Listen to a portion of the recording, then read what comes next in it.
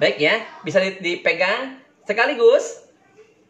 Saat kita pegang ini dia ada merasa kesakitan, ya, orang yang punya masalah dengan sakit jantung.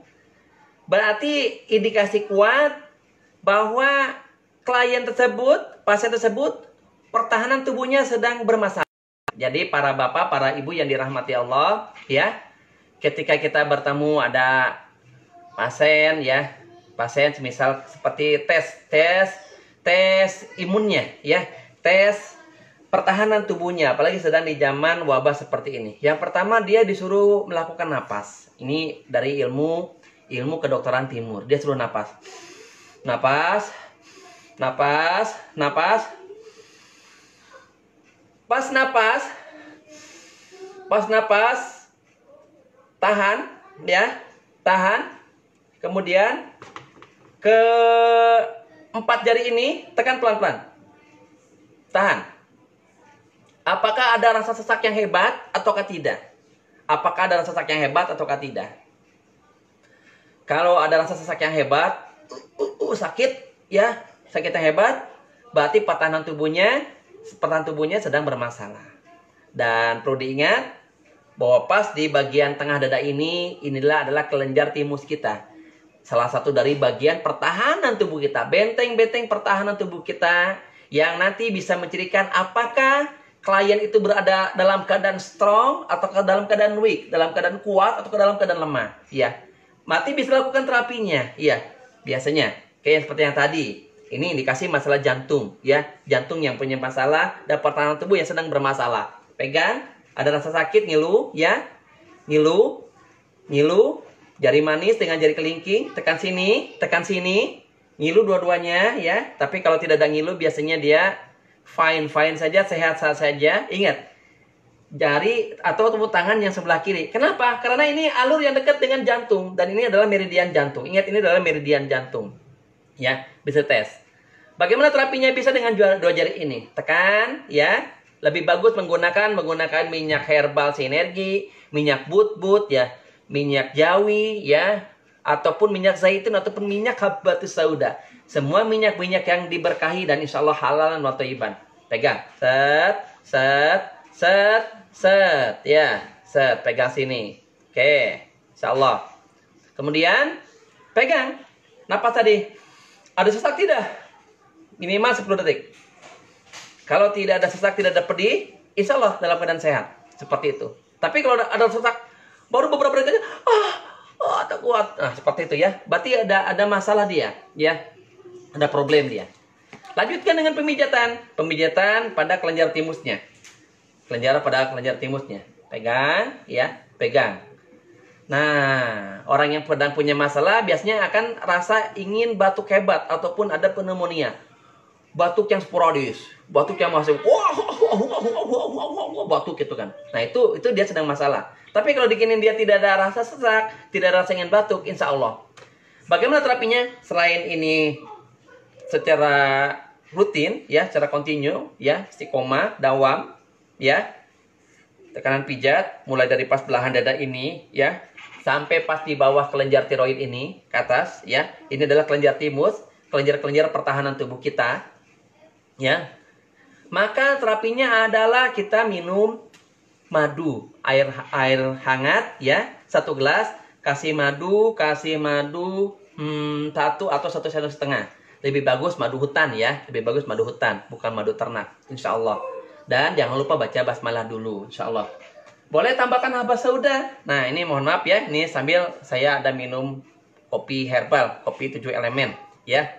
Kopi dari teman-teman dari HNI. Insya Allah rekomendasi ini, ya. Rekomendasi ini, bagus sekali. Baik, saya minum dulu. Bismillahirrahmanirrahim.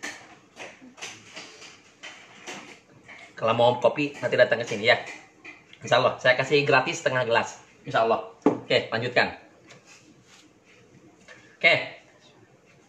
Nanti setelah dipijat, 5-10 menit akan terasa nyaman. Tapi tidak cukup hanya itu saja. Minum habbas sauda, olahraga.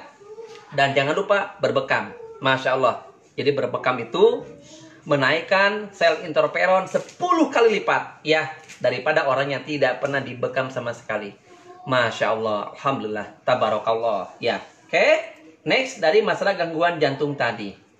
Apa orang yang punya potensi ya dia bisa kena gangguan jantung? Tentu saja kegemukan yang pertama. Jadi orang yang gemuk itu repot ya. Bahkan Umar bin Khattab ya pernah sidak kalau ada orang-orang yang gemuk akan dia marahin ya dan akan diberikan punishment atau diberikan sanksi, dikasih iqab, dikasih hukuman. Jadi orang-orang yang gemuk di zaman kekhilafan Umar bin Khattab mendapatkan sanksi, mendapatkan iqab, mendapatkan hukuman. Yang keduanya hati-hati orang yang punya riwayat hipertensi, yang punya riwayat darah tinggi. Kemudian pola konsumsi yang berlemak, ya, gorengan, ya, santan-santanan, kemudian lemak, ya, pola makan yang tidak bagus, setelah makan langsung tidur, nyambung, perokok, ya, kemudian orang-orang yang jarang olahraga. Ingat, olahraga itu sangat-sangat penting ya, olahraga itu sangat penting, sangat urgent sekali. Insya Allah, olahraga itu sangat penting dan sangat urgent sekali. Sayyidati Aisyah radhiyallahu anha, beliau menceritakan dari beberapa hadisnya, sering Aisyah radhiyallahu anha tuh memegang mulai dari daerah abdominal ya, bagian perutnya Rasulullah sallallahu alaihi wasallam dipegang. Jadi pas dipegang, kata Aisyah, perutnya baginda Rasulullah sallallahu alaihi wasallam keras sekali. Keras sekali. Dan ada 6 kotak. Ya, 6 kotak berlipat-lipat. Bayangkan, berarti itu six pack. Berarti six pack. Itu di usia beliau menjelang 60 tahun. Ya, setelah kemarin saya ungkapkan bahwa ketika di atas 60 tahun, ya, lagi-lagi Aisyah radhiyallahu anha sering mengusap-ngusap rambutnya Rasulullah SAW, kepalanya Rasulullah SAW, ya, diusap dengan lembut. Beliau menemukan hanya ada 4 uban.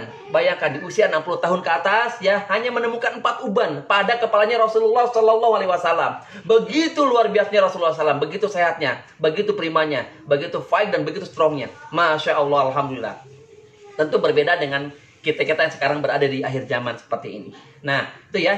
Jadi orang yang kurang berolahraga, hati-hati, Anda punya potensi terkena penyakit jantung. Apalagi penyakit jantung sekarang masih tetap pembunuh nomor 1. Jadi pembunuh nomor 1 bukan corona, masih tetap jantung menurut data WHO di bulan Februari kemarin ya. Walau alam kalau di bulan Mei sekarang. Ada beberapa fenomena unik ya. Qadarullah, Ana dulu pernah ngajar di SMP IT, pernah mengajar di SMP negeri, pernah mengajar di SD IT, pernah mengajar di beberapa perkuliahan sebagai dosen tamu.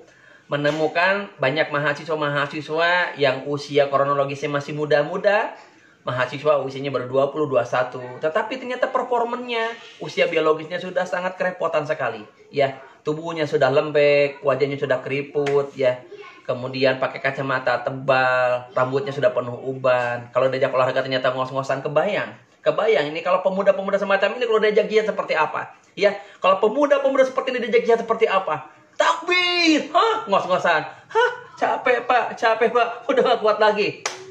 Subhanallah, subhanallah. Padahal bukan generasi seperti ini yang kita harapkan. Yang kita harapkan adalah generasi yang fight, generasi yang strong, generasi yang petarung, ya, bukan generasi yang kaleng-kalengan. Apa yang dianjurkan bagi orang-orang yang punya case jantung, yang punya masalah dengan jantung? Tadi, kurangi makanan yang berlemak, olahraga yang teratur, tentu saja dengan rokok, ya, dengan rokok talak 3, ya. Perbanyak makan buah-buahan, terutama buah-buahan yang hijau ya, insya Allah. Kemudian hindari stres, tilawah ya, seperti apa yang difirmankan oleh Allah Subhanahu Wa Taala, ala bizikrillah tatmainul qulub. Jadi untuk mengingat agar hati menjadi tenang ya, maka perbanyaklah zikrullah, yang diantaranya adalah membaca Al-Quran, insya Allah. Dan jangan lupa tadi ya, melakukan rutin terapi bekam. Apa herbal yang bagus buat jantung? Bagus buat jantung? Yang pertama adalah mau tidak mau ya, secara empiris dan secara ilmiah adalah minyak zaitun. Ya, minyak zaitun. Masya Allah, tabarakallah, minyak zaitun luar biasa untuk masalah-masalah penyakit jantung. Yang kedua adalah daun dewa. Ya, yang ketiganya adalah bawang putih. Ya, bawang putih, apapun bawang putih, mau bawang lanang apapun, tetap khasiatnya tetap bagus. Yang ketiga adalah habbatus sauda. Tetapi habbatus sauda, ingat dosisnya tidak boleh terlalu banyak. Ini harus dikonsultasikan dengan para herbalis. Terapinya apa? Terapinya sering tadi adalah tilawah Al-Quran. Ya, rutin tilawah Al-Quran, tadarus.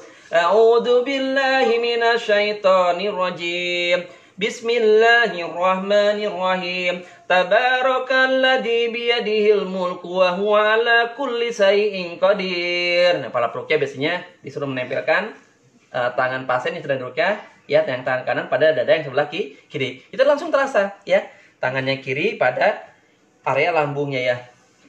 Alladzi khalaqal mauta wal hayata liyabluwakum ayyukum ahsanu amala wa huwal azizul ghafur. Biasanya yang punya dakes bahkan gangguan jin dia akan langsung terasa. Bahkan yang punya dia jantung. Jadi ruqyah bukan hanya untuk penyakit-penyakit non medis saja, penyakit medis pun insya Allah. Nah, seperti itu. Kemudian ya bisa lakukan nanti dengan terapi lintah, ya, terapi lintah Hirudin Medicinalis. Lintah yang khusus buat terapi permasalahan masalah stagnasi darah, ya. Di antaranya adalah masalah jantung. Tempelkannya di mana? Bisa pada pas lidahnya, ya, insya Allah. Baik, para pemirsa yang dirahmati Allah, insya Allah kita berlanjut pada esok hari, ya, untuk masalah analisa penyakit-penyakit degeneratif berikut dengan terapi natural dan herbalnya. Semoga bermanfaat. Subhanakallahumma bihamdika asyhadu an la ilaha illa anta astaghfiruka wa atubu ilaika. Assalamualaikum warahmatullahi wabarakatuh.